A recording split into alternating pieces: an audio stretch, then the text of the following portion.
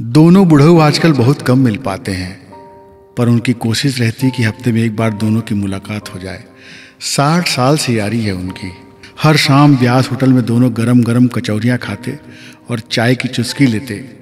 फिर पचौरी के पान ठेले में उनके लिए पान बनता, खास तरीके का पान, अलग से जर्दा, भुनी सुपारी, सूखे कत्ते का पान। वाह वाह, मज़े ही मज़े थे। लेकिन अब उनके दांत झड़ गए हैं, जिसके कारण थोड़ी सी मली हुई खैनी मुंह में दबाकर संतोष कर लेते हैं। अब वे होटल भी कम जाते हैं, क्योंकि शुगर बीपी ये दोनों भेड़ियों ने उन्हें नमक और मीठा खाने से मना कर दिया है। अब वे अपनी छड़ी लेकर बैठे रहते हैं। कभी कभी इन दोनों कक्का लोगों के साथ मैं भी हो लेता हूँ, तब उनकी चर्चा में बहुत मज़ा आता है। उनमें से एक है ठाकुर चाचा। ठाकुर चाचा की ज़िंदगी बहुत रोमांटिक रही। इस रोमांस के चक्कर में कई बार उन्हें काके के कोप भाजन का शिकार भी होना पड़ा। कई औरतों से नाम जुड़ने के कारण उनकी गृहस्थी में बहुत उथल पुथल हुई, पर वे ऐसी पतंग थे जो अपने मांझे से कटे नहीं और सारी उड़ान के बाद काकी के हाथों चक्री के साथ लपेटे जाकर नीचे आ ही गए। अभी भी चाची जब कभी गुस्से में होती है तो चचा के किस्से लेकर बैठ जाती है। दोनों के बीच बहुत वाक युद्ध होता है, पर ठाकुर चाचा की ज़िंदगी को देखने का एक अलग नज़रिया रहा, जिसे चाची समझ नहीं पाई। और चाची ही क्यों, कोई भी साधारण घरेलू औरत यह समझ नहीं सकती।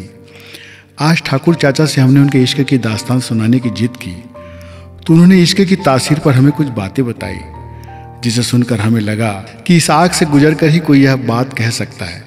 वे दूर कहीं नजरें टिकाए अतीत से कुछ लेकर आ रहे थे।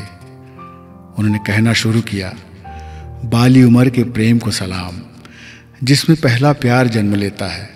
वो अपने आसपास किसी की नज़रों में देख लेता है खुद को, किसी की नज़रों में खुद की जगह तलाशता है, और जब दोनों को एक साथ ही एहसास होने लगे तब वे एक दूसरे को दिल में बसाना चाहते हैं, जो पागलपन की हद तक होता है। इसमें जीने मरने की परवाह खत्म हो जाती है। कभी कभी किसी एक की नज़र में किसी के लिए बेइंतहा प्यार आ जाता है और दूसरी नज़र उस एहसास को नहीं समझ पाती, तब बहुत मुश्किल होती है।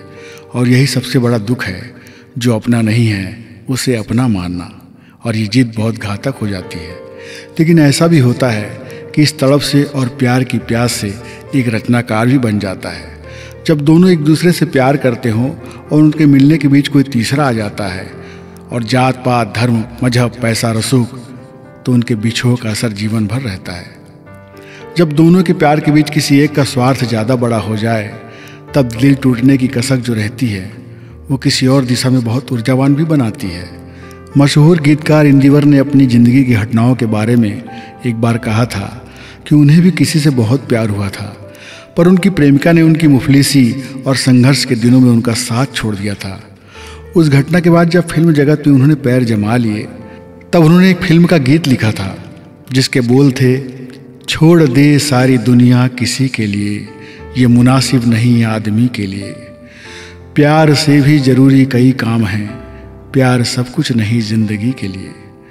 प्यार तो कभी भी किसी से भी हो सकता है, उसकी तासीर ही है अपने आसपास की ढलान पर बहना।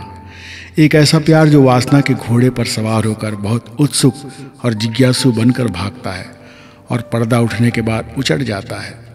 शरीर की ज़रूरत पूरी होने के बाद भी उसकी नज़रें किसी और रूप और रंग में ठिकाना ढूंढती हैं। ये जिसे चाहता है उसे जीत लेना चाहता है।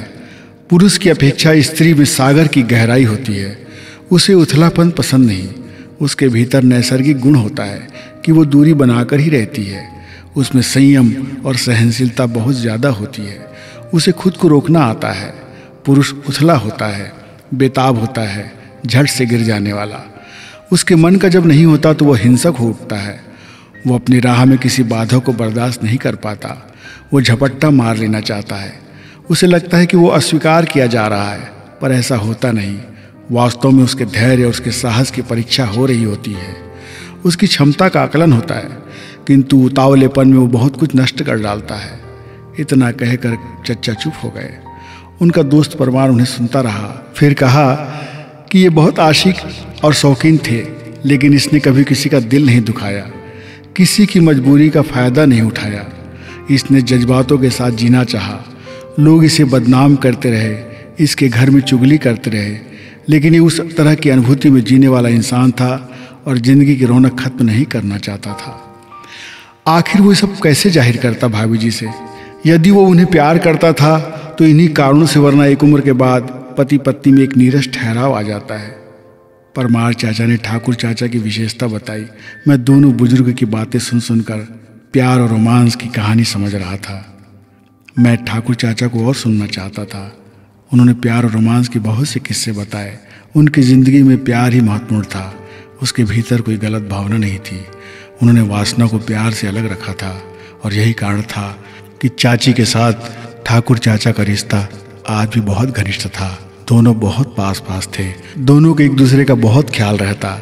मैं इस जोड़ी को देख करके बहुत प्रेरित होता था कि ऐसे भी भारत में दाम्पत्य जीवन है जो आजीवन एक दूसरे का हाथ थाम कर चलते रहते हैं, प्यार की एक मजबूत रस्सी के सहारे, विश्वास की एक मजबूत रस्सी के सहारे।